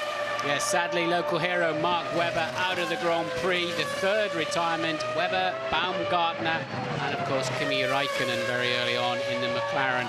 But actually, we've got quite a nice situation brewing up, not for Jenson Button, mind you, and presumably that is Jordan passing the Sauber, but I'm wondering if the Sauber was just coming out of the pits or whether it's Fisichella having a ding-dong battle with Nick Heidfeld, and they really are going for it. They're going to interlock wheels if they're not careful, and Heidfeld had to get out of it. Fisichella very feisty there, but I tell you, he did not expect to be racing with Heidfeld this afternoon, and his teammate is up in 9th place. But I was saying there's quite a good little squabble brewing up. Button 5th, Montoya 6th, Trulli 7th, Coulthard 8th. There's about 12 seconds between the lot of them as we head into towards the final stages of the Grand Prix. So there's plenty of racing to go there yet. At the moment, though, the Ferraris are now half a minute clear of Alonso, and Schumacher 7 seconds clear of Barrichello in 2nd place. Well, you can see here, Fisichella, now he's been able to get past Heidfeld, is pressing on a little bit. These two swapped seats over the winter. Fisichella leaving Jordan to go to Sauber, and Heidfeld having been released by Peter Sauber there in the middle of the Sauber timing war there. He didn't want Heidfeld for this year, and he's ended up with Jordan. Here's the move again, and Fisichella really not taking no for an answer. Little puff of tyre smoke as Heidfeld's left front touched Fisichella's right rear. And this is good driving, good hustling to professional, but I guess journeyman Formula One drivers, as their careers have turned out at the moment, having a good, clean fight.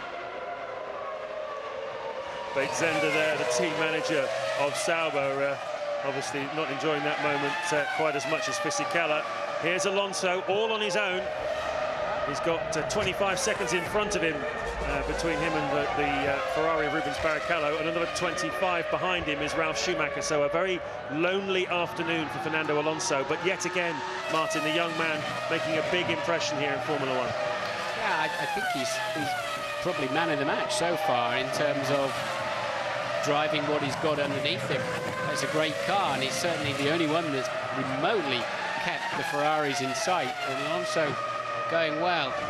I tell you, if we go to Malaysia, where traditionally Ferrari and Bridgestone have struggled, and Ferrari pull this performance out, there's some serious questions to be asked, and I think if I was running Formula 1, I'll be going home from Malaysia, if that unfolds that way, asking some big questions. If it's Ferrari dominant and that rather lengthy qualifying procedure we went through yesterday, I think there may well be some changes coming up soon in Formula 1 in that respect. Not that I'm anti-Ferrari, I'm pro-Ferrari. I love, you know, a good mate of mine is Ross and Rubens and all that, but I'm very pro-Formula 1, and these guys have got to close the gap down to Ferrari, and I think we've got to do something about that qualifying session yesterday.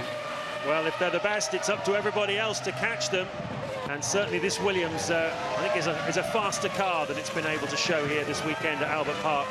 It's pretty parky today, and the Michelin tyres don't like it in the cold weather as much as the Bridgestones on the Ferrari do. I think Malaysia may well be a different story. Let's hope so. Certainly Renault last year, you recall, Martin, they annexed the front row, Alonso and Trulli, in Malaysia, and they expect to be very, very competitive again there. But certainly Ferrari here are the cream of the crop. A lot of brake dust coming out of Jenson Button's car, if you notice. Doesn't seem to be as comfortable.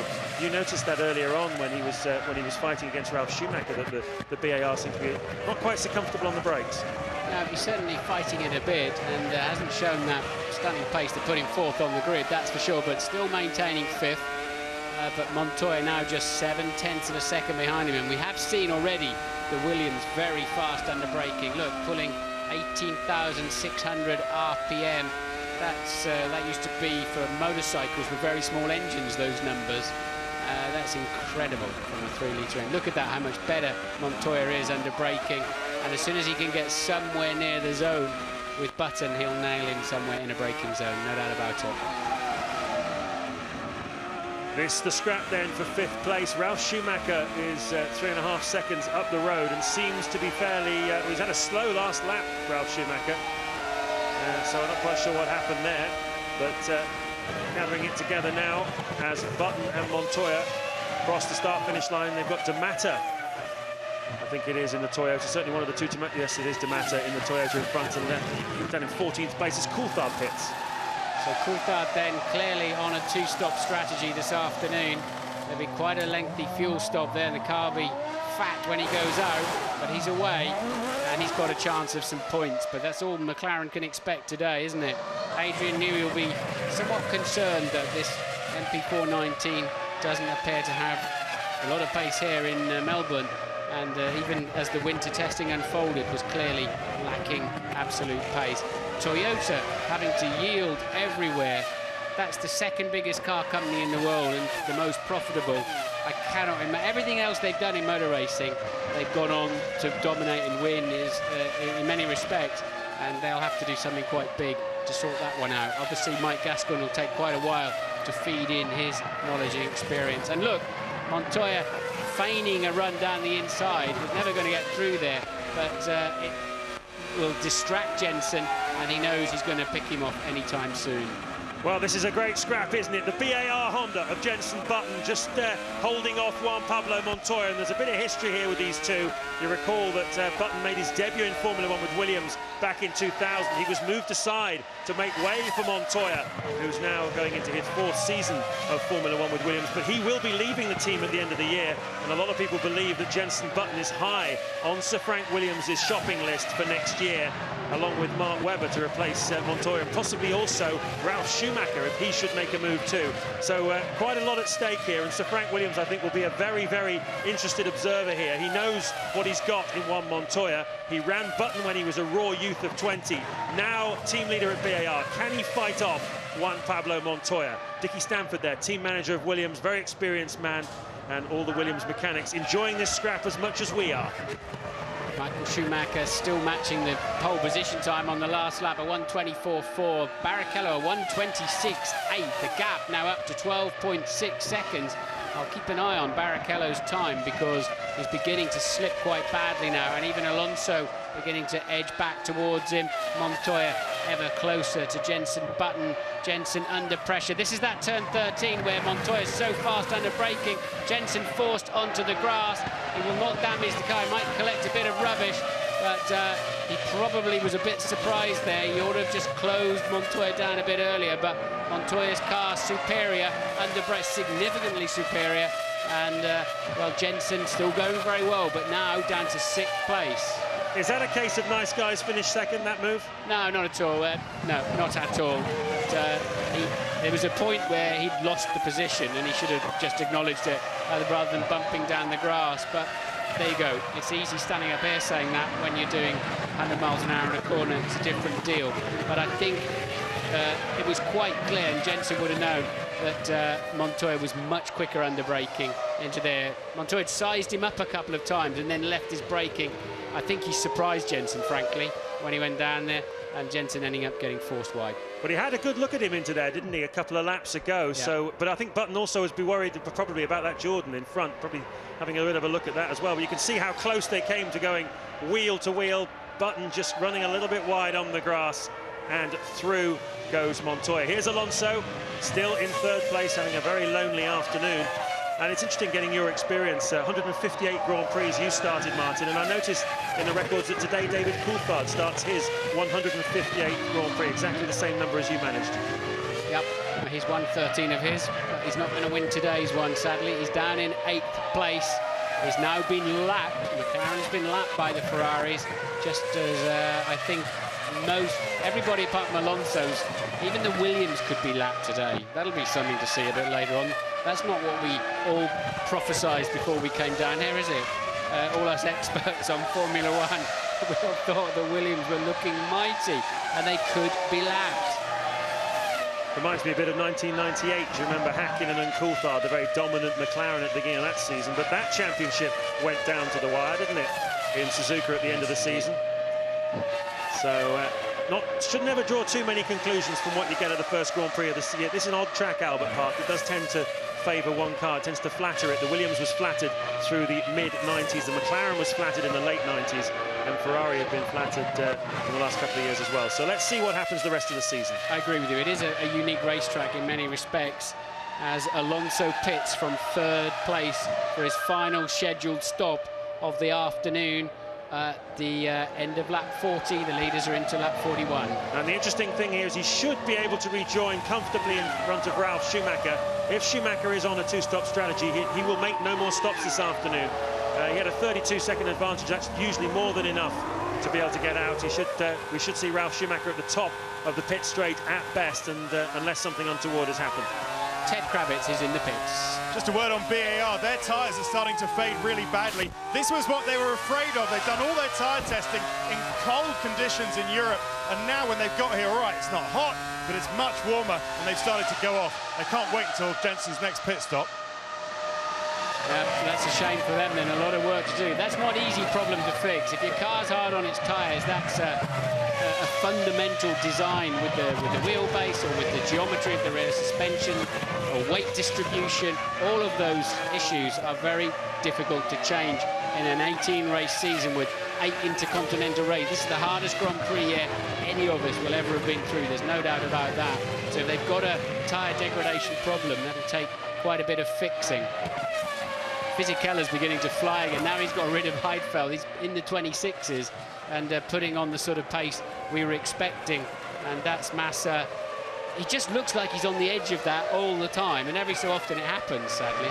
Yeah, well, his last lap was 3 seconds slower than the man he's chasing, Takuma Sato. I reckon that moment there probably had something to do with it. Massa now beginning to fall back into the clutches of his teammate Fisichella. His advantage just 10 seconds. So a very good, strong early part to the race for Massa, but now he's beginning to fade, and Fisichella is showing what he's going to do. He really wants to get on top of him. And look at this, Michael Schumacher putting a lap on Jarno Trulli in the Renault. And as you say, that's not what a lot of people were predicting at this, going into this season, that a Renault would be lapped by a Ferrari at the first race.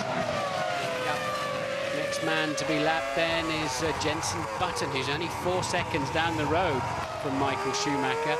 Schumacher yet to pit again before the end of the Grand Prix, but so is everybody else apart from Alonso.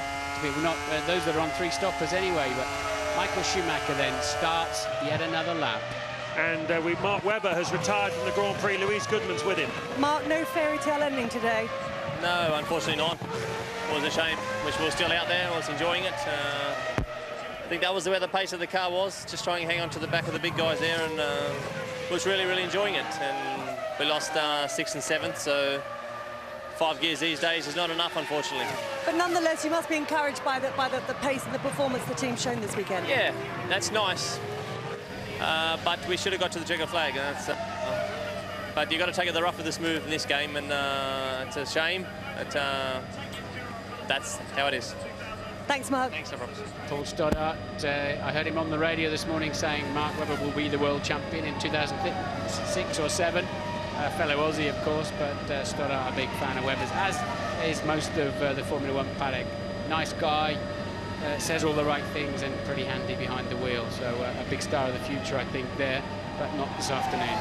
Yes, he took part in an amazing challenge over the winter. I think he did 1,000 kilometres around Tasmania. I saw a little bit on the plane on the way over here. They made a TV programme of it. Absolutely extraordinary. Kayaking, climbing mountains, hiking. He is the fittest guy. I mean, he's just unbelievable what he gets up to. All for charity. He does an awful lot of work for charity, Mark Webber, and a nicer guy you couldn't hope to meet. But look at the pace of Juan Montoya now. He's just set his fastest lap of the Grand Prix so far. He wants 4th place from his teammate Ralf Schumacher, as we see the BAR of Jenson Button pitting. So Button pits from 6th place then. Montoya suddenly found a whole bundle of pace, and that is Button going a lap down to Barrichello too, although of course the Ferraris have to stop one more time. He'll get that back, but eventually he still too will be one of the lap drivers. Klein then is just behind him. He's in 14th place at the moment, and travelling quite slowly. First Grand Prix distance for Klein then, under pressure, and at the moment his pace is poor. Well, another man who had a bit of a slow lap there is Fernando Alonso in 3rd place, a 1:27.5 for him. Probably traffic, I would imagine, the reason. There's quite a lot of lap traffic for the front runners to get through at the moment. But just to compare it, Rubens Barrichello doing 1:26s and Michael Schumacher 1:24s. So Alonso turned in quite a slow lap there, but nevertheless still in 3rd place. And Ralf Schumacher has closed up a lot on him thanks to the extra stop that Alonso has made relative to Ralf Schumacher. It'll be very interesting to see whether Williams have to stop again with 15 laps to go in this 58-lap Grand Prix. I imagine that they do. But Ralf now coming into the sights of Juan Pablo Montoya, who is suddenly upping his pace. As I said, just turned his fastest lap of the Grand Prix so far, and this guy reminds me of Mansell, Martin. He's one of those guys that are always in the race. You always have to have the camera on him because you never know what he's going to do next to you. Here comes Barrichello into the pits. Barrichello has fallen to 16 seconds adrift.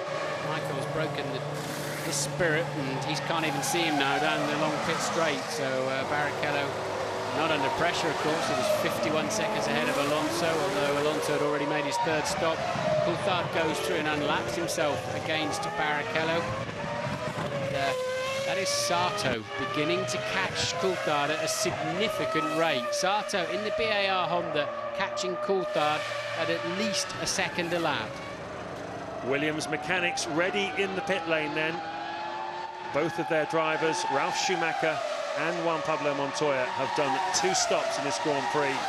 Clearly they're going to stop, at least one of them is going to stop 3 times. Their Ferrari guys getting ready for Michael Schumacher as well. So Schumacher leading Barrichello, Alonso 3rd, Ralf Schumacher 4th, Montoya 5th, Button 6th.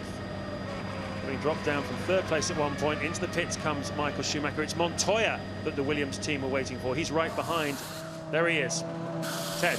Montoya pits, but it's 1 lap too late. Those tyres will not be up to top temperature. And now there's a problem on the rear right. I don't believe it. Another one. That's more or less every pit stop Montoya's had today. There's been a problem with it. Meantime, Michael Schumacher in. No problems as usual. He's away.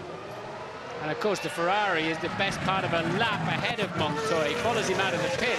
And if he catches him, he'll lap him. So another dismal stop then for Montoya. I don't know if it's the wheel nut sticking or the wheel on the spindle, but whatever it is, they're not able to cleanly change the wheels on that Williams of Montoya. Montoya was, though, able to rejoin ahead of Jenson Button quite comfortably, so that's one piece of good news for him.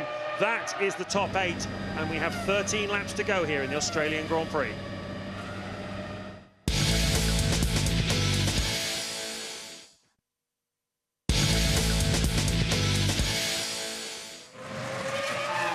Lap 47 of the Australian Grand Prix, you're looking at Juan Montoya, who had a slow pit stop, but his teammate Ralf Schumacher has just made a stop of his own, and now Montoya is hunting him down. That's the battle developing for 4th place in this race. Michael Schumacher leading Rubens Barrichello, Alonso 3rd, and then the Williams battle. Jenson Button still in 6th, Trulli 7th, David Coulthard holding on to the final points position in 8th place. We've lost Nick Heidfeld in the Jordan, who stopped just a moment ago, and there seems to have been some sort of problem in a pit stop for Heidfeld and knocked over one of his mechanics. Hopefully we'll find out a little bit more about what happened there. Hopefully the mechanic is okay, but Heidfeld, having managed to get out of the pits, then pulled over at the side of the road.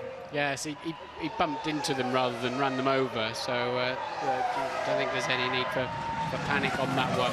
But he almost looked like he missed his pit. He was going past his pit and turned in at the last moment and just didn't have enough steering lock.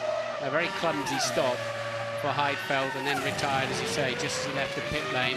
And at the same time, we had Massa retiring too from 10th place. So 6 drivers out of the Grand Prix now. Massa, Heidfeld, Bruni, Webber, Baumgartner and Raikkonen. Raikkonen, the man that many people tipped to be this year's world champion, goes away from here with no points and a slow car. Yes, and with the way that the championship point situation is now, with 10 points for a win, 8 for 2nd, 6 for 3rd, it really has a huge premium on getting points at every Grand Prix. You saw last year how long it took Michael Schumacher, who had a couple of poor results early in the year, to catch up championship leader Kimi Raikkonen, who was just banging in solid podium finishes. And it really does reward reliability. Also, with the one engine formula we have now, you've got to make an engine last an entire Grand Prix distance. Sorry, an entire weekend distance, over 500 miles.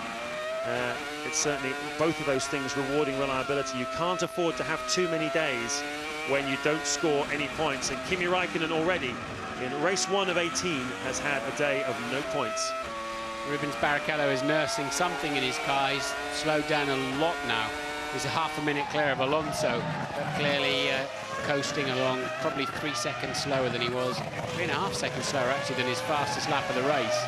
So both Ferrari drivers going much slower, but particularly Barrichello, who's now 22 seconds adrift and lapping a full second slower than that man Michael Schumacher. It's interesting, isn't it? Schumacher 53 seconds ahead of the next non-Ferrari runner, Fernando Alonso. That really does send a chilling message out to the rest of Formula One, particularly to the Williams team here, Juan Montoya. He can point to his day and say, well, look, I dropped 4 places at the start. I had a poor start. I then had to fight. I got held up by Trulli. I've had very slow pit stops. I've had wheels getting stuck. You haven't seen the true pace from me today. But nevertheless, he is 80 seconds behind Michael Schumacher. And that tells its own story of a frustrating and rather ragged afternoon for Juan Pablo Montoya. Teammate Ralf Schumacher, well, he's just ahead, 4 seconds ahead of Montoya. And he's not had a particularly eventful afternoon, but he just hasn't been all that fast. No, but I think they're going to be saved the ignominy of being lapped, because Michael's now coasting, doing roughly the what am I saying? It's true, doing roughly the same lap times as the rest of them. But they're swanning around out there now, and therefore I don't think he'll... There's that right rear wheel, look, that was slow going on. It's a wheel nut problem, it would seem, rather than anything else, and he was very eager to get away. What's your read on the situation there with Montoya? I mean, he's a fairly fiery personality. He has a laid-back demeanour out of the cockpit, but it's pretty clear he's fairly tightly wound inside. He's leaving the team at the end of the year. A lot of people reckon that the human politics there, just the whole attitude, is going to be virtually unsustainable for the season. How can they all push as hard as the team push as hard for him, knowing that he's off? Well, how do you see that panning out? Well, they'll just have to manage it, because it is going to be an issue, and it's no good saying it's not. He runs on a pretty short fuse, as we saw in a press conference this week. He's a fiery character, which is why he has so many fans around the world. And it's the team are going to have to manage the politics, the tensions, the emotions as the season unfolds. I think it depends on how many points he's got compared to Ralf as to just how big the management issue is. Well, there we are, riding on board with him now, just getting a little bit wide on the outside of the turn. It's very dry here, and very dry and dusty, and luckily the grass has got pretty much the same grip as the tarmac. But, he's got to take a look at his tyres. Yeah, the left front look is looking pretty unhappy. That generates a lot of understeer in right-hand corners. It's a clockwise circuit, therefore, of course, more right-handers than left-handers to get back to the beginning. And he will be nursing that. That'll be slowing him down. And there is your race leader, just coasting along the pit straight with Montoya in sight. Well, the Sauber team have Giancarlo Fisichella in 10th place at the moment. As Martin mentioned a moment ago, they've lost Felipe Massa, and Ted is down in their garage. Yes, they're searching for clues on the telemetry. It's inconclusive at the moment, but their two possibilities are a complete electric failure because the radio also died. Felipe couldn't say what was wrong, or they think it may be a recurrence of the fuel pressure problem that they had on Friday. Whatever, not a good weekend so far. No, it's a shame. And we thought they'd be strong, didn't we? The sort of the Ferrari B team as such, with the same tyres, and we really expected more here from the Sauber team. Michael, 26 is still, he is actually still reeling in the Williams at that, ahead of him, but Rubens Barrichello still very slow. He's now just 23 seconds ahead of Alonso.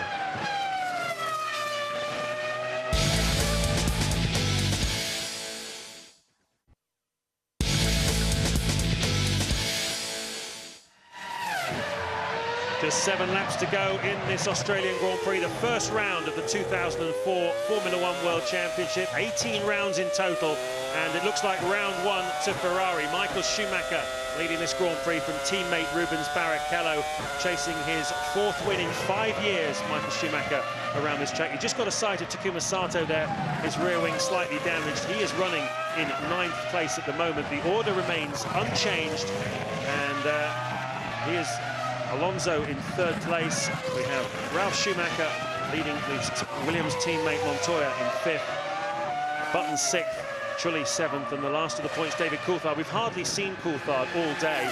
He's had a very quiet and uneventful afternoon. His teammate Kimi Raikkonen was the first man to retire from this Grand Prix. From the start, the 2 Ferraris comfortably into the lead. Terrific start by Fernando Alonso, moving him up from 5th on the grid to 3rd, which is where he is now. He's had a very strong afternoon. Ralf Schumacher started this Grand Prix in 8th place. He's battled through up into 4th place. I guess the man who's had the most eventful day, though, is Juan Pablo Montoya, starting 3rd on the grid, but a very poor getaway and was swallowed up by the Renaults and by his teammate. And he has had a terrible time, really. Some slow pit stops. He was held up by the Renault of Jarno Trulli for at least 10 laps in the middle phase of the Grand Prix. And he is a very frustrated 5th at the moment. One of the men who really wants to throw down the gauntlet and challenge Michael Schumacher for this World Championship this year. So, if you like, Schumacher's 2 main rivals, Montoya and Raikkonen, both having pretty difficult afternoons here. And look at the front tyres on the Toyota too. The Michelins are not happy on this racetrack in these conditions. Ralf Schumacher's front tyres not looking good either. Louise. Yeah, just we saw that Nick Heidfelder had a problem with that last stop, and a couple of the mechanics got hit. What happened was Sorry about that. We've lost Louise on the live link down to the pits. We'll have to go back to her shortly. I don't know what the message was going to be. It was about the Jordan mechanic. Yeah, it was about, I don't know what the actual message was. I know it's about, but anyway, hopefully we'll get back to her and find out. So Michael Schumacher now leading by 24 seconds from Barrichello, who's 28 ahead of Alonso, who's 22 ahead of Schumacher. Hardly close up front, is it? Montoya 10 seconds behind in 5th place. Button 8.4 behind him. Trulli 12.2 behind Button. Coulthard just edging towards Jarno Trulli. Trulli 7th, David Coulthard 8th. Sato a long way behind Coulthard now after his 3rd stop. Coulthard on a 2-stopper then, as were both Jaguars. Everybody else 3-stopping. Yep, the closest battle on the track at the moment, that between Giorgio Pantano, the debutant in the Jordan team, sole representative of Jordan, still on the track in 13th place, and Olivier Panis, who set no time yesterday in qualifying in the Toyota, started towards the very back of the grid and hasn't really made very much progress from there. He is now in 14th place, and he has in fact just passed Pantano, so that battle has been resolved. We're riding on board with Alonso with just 5 laps to go in this Grand Prix, and Martin was talking about the performance of the Michelin tyres here. They were getting an awful lot of plaudits in the second half of 2003, but you have to take your hat off to Bridgestone, who've obviously gone away, learned a lot of lessons from what happened last year with Ferrari, and have worked very, very hard over the winter to come up with a tyre to work. And just look how well preserved they are on that Ferrari. It really has been a terrific performance by Bridgestone here. Yeah, it's the only man that's really kept them in is Alonso, who's running in 3rd place. His car does look, as we suspected, a little bit kinder to its tyres. What happens is you start to slide and the surface of the tyre grains up into little rubber balls, and the more it grains, the more you slide, the more it grains. And it's a hopeless situation that you really struggle to recover. But remember, Michelin's used to go through that phase, didn't they? 6 or 8 laps in and then really come back strongly to the driver. But maybe it's just not warm enough today for that. Nice. That's a Ferrari letting through the BAR. So Michael Schumacher then has just done a 1:29. Is he creeping into some problems, or is he just coasting towards the end of the Grand Prix? Is this early signs of... Let's have a look at his sector times. He's 4 seconds slow on this current lap. He's not coming in the pit lane. We haven't really heard his engine note at the moment, but Michael Schumacher would not be going that slow intentionally, unless they're shaping up a nice formation finish or something for tomorrow's newspapers. Let's wait and see, but he's absolutely coasting. Just going past us under our commentary position, Jenson Button, who he'd allowed through, was going through, and the revs were noticeably much higher on that Honda engine than the Ferrari engine following through. Here we are, let's have a listen.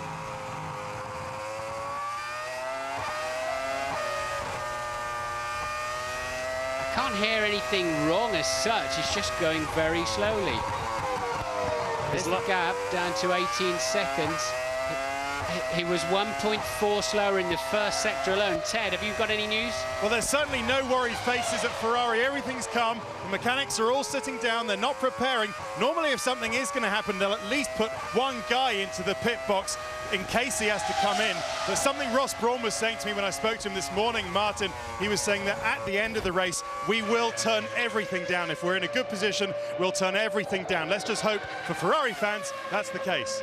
They could afford to turn it around, turn it upside down, and then turn it down, and they'll still win the race. But we're 3 laps, 2.5 laps to go still. And I just don't know why, if they're trying to do a formation finish, you do that in the last lap. I don't know why he's cruising this slowly. Once again, he's going to be 4 to 5 seconds off Barrichello's pace. So Barrichello will be down to 14 seconds. But again, there's no sign of any particular problem. He's shifting up okay. The engine sounds like it's firing on all 10 cylinders, and no smoke coming out of any, nothing hanging off. So we have to assume that there's a bit of showboating going on at this stage.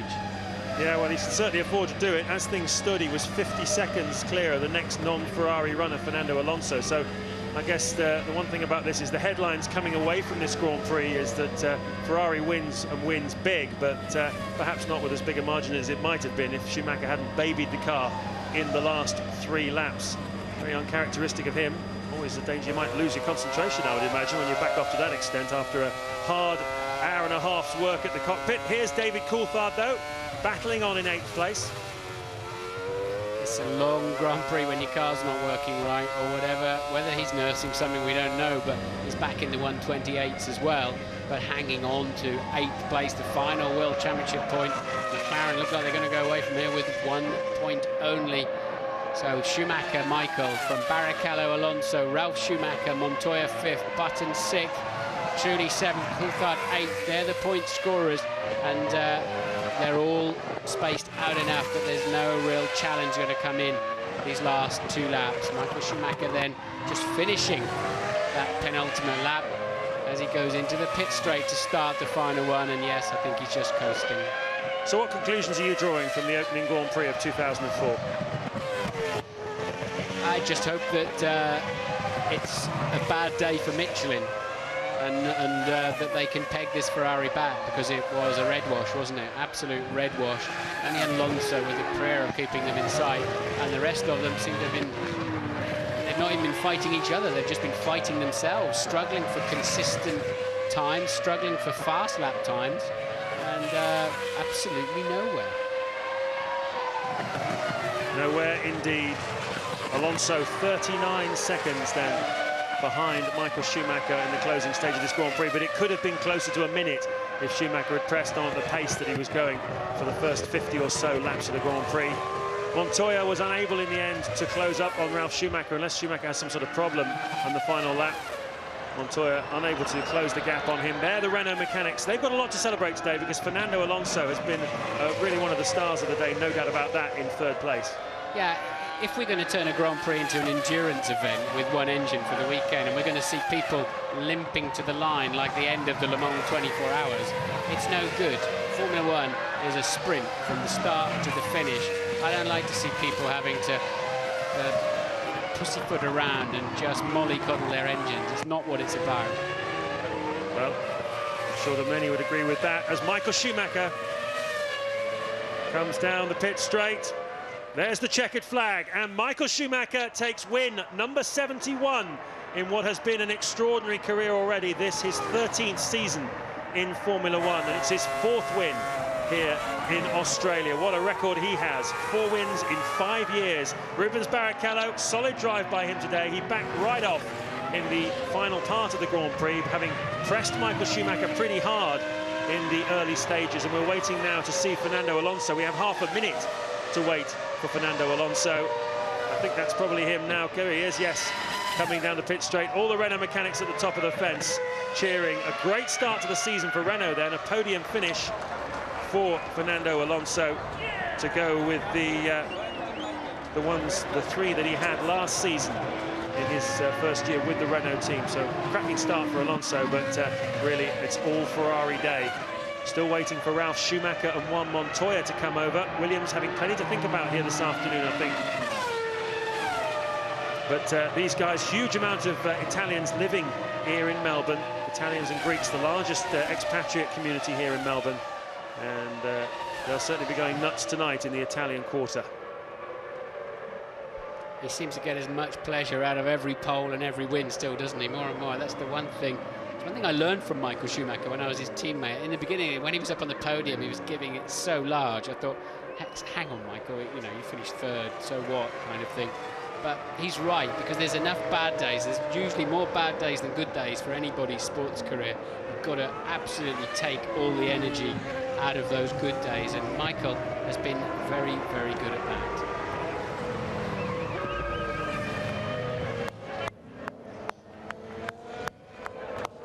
So Schumacher, Barrichello 1 and 2, Alonso 3. Ralf Schumacher finished 4th, Juan Montoya was 5th. Jenson Button, he promised a little bit more than 6th place today, but in the end, given the way his car was wearing its tyres, I think he drove doggedly. He tried to resist Juan Montoya as long as he could, but in the end, Montoya was simply too strong and pressed through.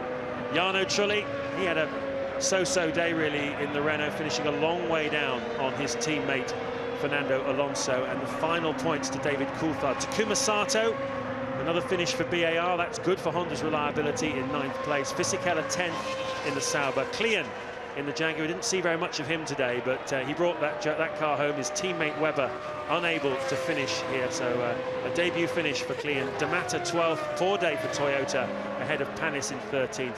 And Pantano on his debut for the Jordan team, finishing 3 laps down on Michael Schumacher in 14th and last place. 6 retirements: Massa, Heidfeld, Bruni, Webber, Baumgartner and Kimi Räikkönen. And I have to ask you now, Martin, your driver of the day. I'll go with Alonso, I think, for really making the best of a bad job. I think Michael and Rubens did a stellar job up front, particularly in qualifying. It was a no-contest Grand Prix in terms of other people really fighting with Ferrari. I think Alonso was boxing above his weight in terms of what he achieved with the package he's got. He ended up some 40 seconds, 50-odd seconds ahead of his teammate, and looked the better driver all day. And so I'll go with Alonso as driver of the day. I would not disagree with that. Fernando Alonso, Martin's driver of the day. A terrific performance from him. Let's hope we see the kind of showing in Malaysia in 2 weeks' time that he put on last year when he got his first pole position in Formula One around that Malaysia track in Sepang. 2 weeks, we will find out. Certainly expecting some pretty hot weather there. And then on to Bahrain for the first Grand Prix in the Middle East 2 weeks after that. And I don't think it's going to be too chilly there either. So it's important for Ferrari to get the big points today, wasn't it? Where the Bridgestone tyres in the colder climates. Yeah, Bahrain's looking a great racetrack. Looking forward to that one, no doubt about it. Parc Fermé then, with 3 podium guys in a different park in a different place so that they can get up. And it's quite slick the way Formula One runs this presentation now. And there's a lot of urgency to get the drivers out there, get the sponsors on display. And there's Michael. He's always the same, isn't he? He's just so into, you know, his energy doesn't ever seem to evaporate, his desire and passion and excitement. And he's the second oldest driver in Formula One. And those 2 drivers, Ferrari drivers, both the most experienced in Formula One. No one comes close to them in the number of Grand Prix they've started. Michael closing up on 200 Grand Prix starts, and as you say, still as fresh, as young, and as motivated as he ever was. And it's quite appropriate that one of the youngest drivers alongside them there on the podium, Fernando Alonso, hopefully a big career in front of him. And going into this weekend, Martin, Luca Di Montezemolo, the president of Ferrari, was paying a lot of compliments to Alonso, and a lot of people feel that he might be the man to go there if and when Michael Schumacher retires. But all of that some way in the future, I fancy. Yeah, they've got to wrestle him away from Renault first, and obviously he's managed by Flavio Briatore, so that's quite an interesting scenario too. But I can well see Alonso morphed in a set of these red overalls at some point in the not too distant future. Actually, Herbie Blash there, long-time supporter in massive involvement in Formula One. Used to be with the Brabham team when Bernie Ecclestone was running it, and Herbie works with Charlie Whiting up in race control, and one of Bernie's men, really, Herbie. Yep, just Michael Schumacher getting on the scales there. That's interesting. They're separating the drivers from the cars. They used to weigh the driver on the same bridge that they weigh the cars. They're not doing that anymore. Rubens Barrichello, you lost any weight today, Rubens? Alonso on the Renault diet, gets on the scales as well. I like this man's style. He's wandering around in a bandana most of the weekend in his head, and he's just got this sort of Catalan-Spanish flair. There's something about him that just really works for me. He's like a pop star, isn't he? Yeah, he's got a good attitude to it all. But, I think they're really the only smiling faces here today are going to be people in red shirts and red overalls, because everybody else is going to feel pretty smashed by this performance and their lack of performance. So, a lot of work to be done in the next 10 days.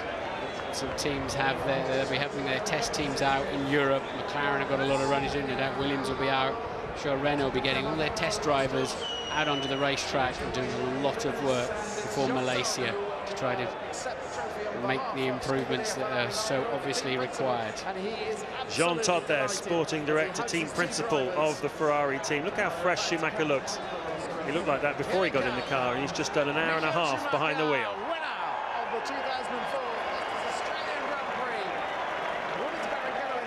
Just a sea of red outside our commentary box window here with the fans. That's the team, of course, applauding the 71st victory. And but the fans have all got their caps and flags too as they've migrated down onto the pit straight.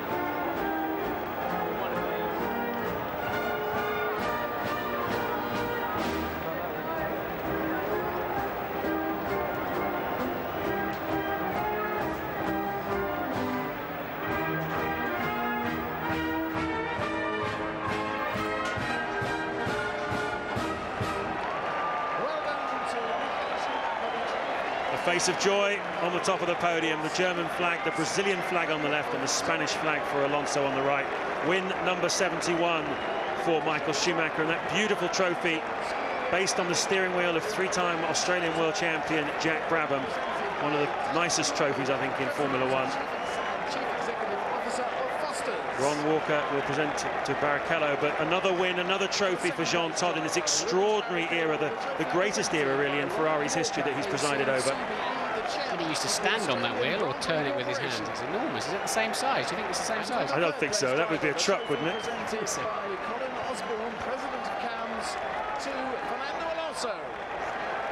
Great day for Alonso. Yeah, for you, and for all of you.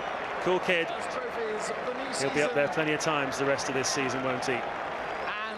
Well, we'll see you again in 2 weeks' time in Sepang, Malaysia.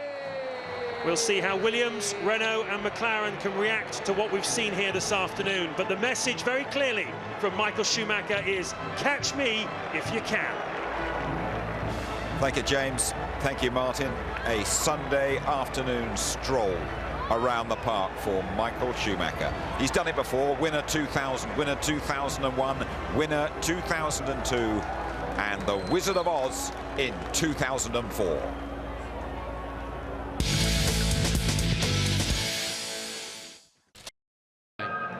I would not disagree with that. Fernando Alonso, Martin's driver of the day. A terrific performance from him.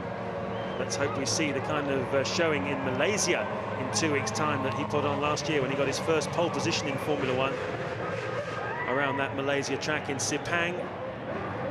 2 weeks, we will find out. Certainly expecting some pretty hot weather there. And then on to Bahrain for the first Grand Prix in the Middle East 2 weeks after that. And I don't think it's going to be too chilly there either. So it's important for Ferrari to get the big points today, wasn't it? Where their Bridgestone tyres in the colder climates. Yeah. Bahrain's looking a great racetrack. Looking forward to that one, no doubt about it. Parc Fermé then, with 3 podium guys in a different park in a different place so that they can get up. And it's quite slick the way Formula One runs this presentation now. And there's a lot of urgency to get the drivers out there, get the sponsors on display. And there's Michael. He's always the same, isn't he? He's just so into. His energy doesn't ever seem to evaporate, his desire and passion and excitement. And he's the second oldest driver in Formula One. And those two drivers, Ferrari drivers, both the most experienced in Formula One. No one comes close to them in the number of Grand Prix they've started. Michael closing up on 200 Grand Prix starts. And as you say, still as fresh, as young and as motivated as he ever was. And it's quite appropriate that one of the youngest drivers alongside them there on the podium, Fernando Alonso, hopefully a big career in front of him. And going into this weekend, Martin, Luca Di Montezemolo, the president of Ferrari, was paying a lot of compliments to Alonso, and a lot of people feel that he might be the man to go there if and when Michael Schumacher retires. But all of that some way in the future, I fancy. Yeah, they've got to wrestle him away from Renault first, and obviously he's managed by Flavio Briatore, so that's quite an interesting scenario too. But I can well see Alonso morphed in a set of these red overalls at some point in the not too distant future. Actually, Herbie Blash there, long-time supporter in massive involvement in Formula One. Used to be with the Brabham team when Bernie Ecclestone was running it, and Herbie works with Charlie Whiting up in race control, and one of Bernie's men, really, Herbie. Yep, just Michael Schumacher getting on the scales there. That's interesting. They're separating the drivers from the cars. They used to weigh the driver on the same bridge that they weigh the cars. They're not doing that anymore. Rubens Barrichello, you lost any weight today, Rubens? Alonso on the Renault diet, gets on the scales as well. I like this man's style. He's wandering around in a bandana most of the weekend in his head, and he's just got this sort of Catalan Spanish flair. There's something about him that just really works for me. He's like a pop star, isn't he? Yeah, he's got a good attitude to it all. But, I think they're really the only smiling faces here today are going to be people in red shirts and red overalls, because everybody else is going to feel pretty smashed by this performance and their lack of performance. So, a lot of work to be done in the next 10 days. Some teams they'll be having their test teams out in Europe. McLaren have got a lot of runners in, no doubt Williams will be out. I'm sure Renault will be getting all their test drivers out onto the racetrack and doing a lot of work before Malaysia. to try to make the improvements that are so obviously required. Jean Todt there, sporting director, team principal of the Ferrari team. Look how fresh Schumacher looks. He looked like that before he got in the car, and he's just done an hour and a half behind the wheel.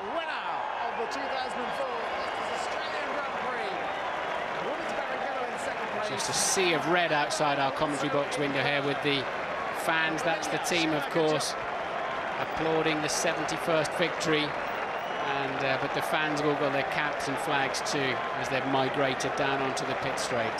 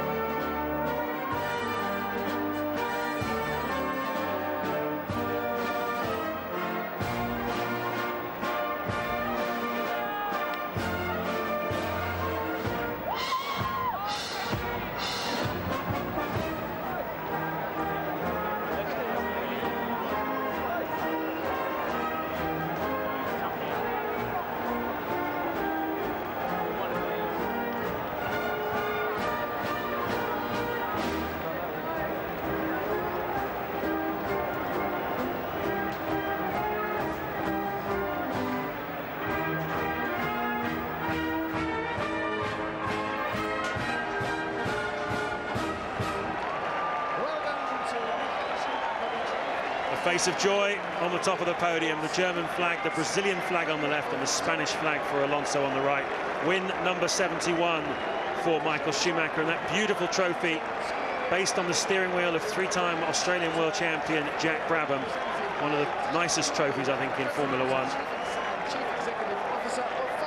Ron Walker will present to Barrichello, but another win, another trophy for Jean Todt in this extraordinary era, the greatest era really in Ferrari's history that he's presided over. And he used to stand on that wheel or turn it with his hands. It's enormous. Is it the same size? Do you think it's the same size? I don't think so. That would be a truck, wouldn't it? I think so.